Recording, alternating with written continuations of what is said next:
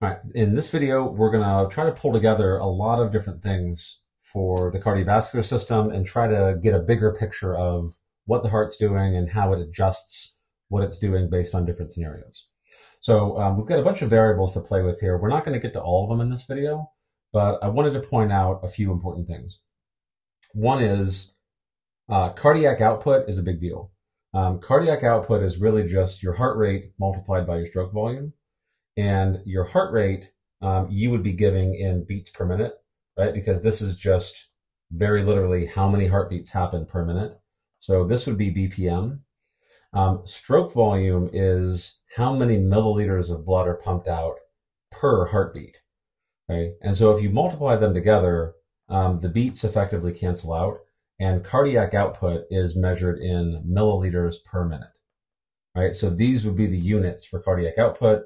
How many milliliters of blood does the heart pump out in 1 minute? And if you increase either your heart rate or your stroke volume or both at the same time, cardiac output will go up. All right, in a healthy person, they usually happen at the same time. So if you go to the gym and start getting a workout, heart rate and stroke volume should both go up. That can give you pretty dramatic increases in cardiac output because they're multiplied together, right? And the second equation that I want to pay attention to, it'll come more into play in blood vessels, but it matters. Q is blood flow, right? So this is basically the same idea, milliliters per minute, but in a blood vessel, right? And so what I want you to see is the cardiac output for the heart has to be the same number as the total Q for the entire body, right? So you can measure blood flow in an individual blood vessel, but when you add all of them up, like in the entire circuit, it has to be equal to cardiac output, right? Because if the heart's pumping the blood, unless you're bleeding, it had to move through a blood vessel somewhere, right? And these numbers, pressure, P is pressure, and R is resistance, okay? This will come into play more when we're talking about blood vessels, but for right now, just know if pressure goes up or if resistance goes down, that will increase flow, right? And resistance is mostly given by size of the blood vessel. And so if you vasodilate a blood vessel, open it up and make it get bigger, resistance is going down, right? And so typically, like when a person is exercising, their heart rate will go up, the stroke volume will go up, we're getting more cardiac output, that's generating blood pressure. And so higher cardiac output will increase your pressure, and vasodilating a blood vessel will decrease resistance, and so you can dramatically increase flow, right? On the flip side, if you vasoconstricted, that would increase resistance and decrease flow. It's just like turning on or off a tap on a faucet. If you open it up, less resistance, water flows through. If you close it off, more resistance, water doesn't flow through. Same thing's happening in blood vessels. Right.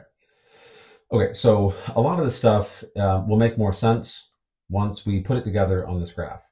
And this series of graphs can be a little bit intimidating, but it's very, very instructive about what's going on in the heart. So if you watched the last video, we know what's going on in the ECG, right? We know that a P wave was generated by the SA node. And the effect of that P wave is that it's supposed to get the atria to contract. Right now, how do you actually get the atria to contract, and like what's it going to look like when it happens? Well, the pressure is going to go up, right? And so these lines, we're measuring pressure, right? And we're measuring it at 3 different locations. The red line is the aorta, the yellow line is the atrium, and the green line is the ventricle, right? So this bump in pressure that you're seeing right here, the yellow line, atrial pressure bumps up a little bit.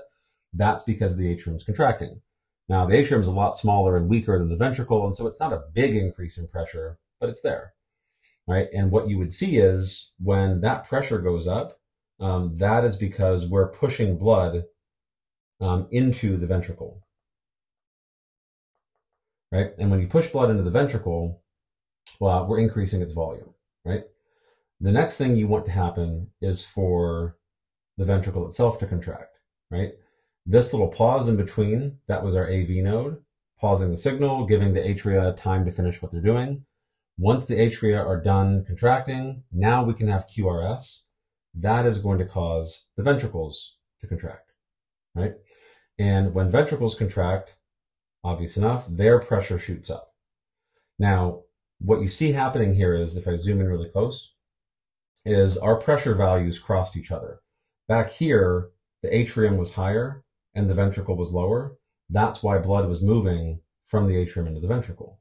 As soon as they cross, now something pretty important is going to happen. The AV valves are going to close, right? The pressure of the ventricle closes the AV valve. That is what is preventing backflow into the atrium, right? And then pressure starts to build, build, build. Eventually it builds high enough that pressure in the ventricle is higher than the aorta, right? We're specifically talking about the left ventricle on this graph.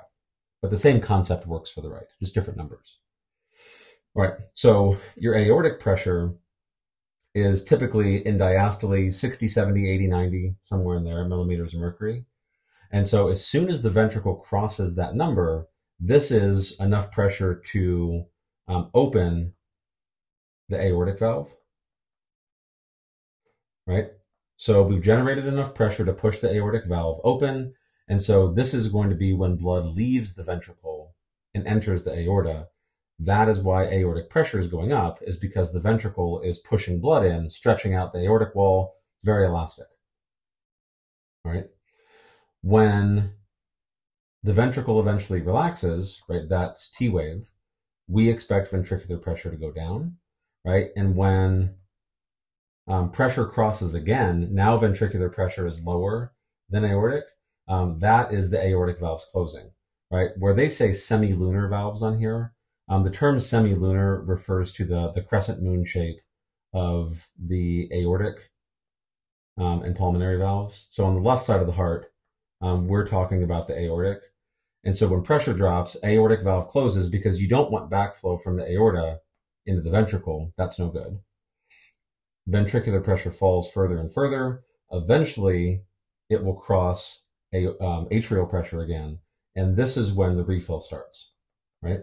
So notice in this time frame, the atrium isn't contracting. So I refer to this as the passive refill because blood is just sort of trickling in from the pulmonary veins on the left side or the vena cava on the right side. Only when you get another P wave up here is the atrium going to contract and finish the process of filling the ventricle, right? But that won't happen until the next heart cycle. All right. Okay. All right. What else? Heart sounds. The two major heart sounds, lub-dub as it's often called, it's just valves closing. The first sound is the AV valves closing. The second one is the aortic and pulmonaries closing. If you have a third heart sound, that's just swirling of blood as it enters the ventricle. That's effectively just a murmur. Okay, so as you're going through this stuff, my advice is follow what's on the ECG. Pay attention to whether ventricles are contracting or relaxing, and then follow through with the changes in pressure to see how it all plays out. Right.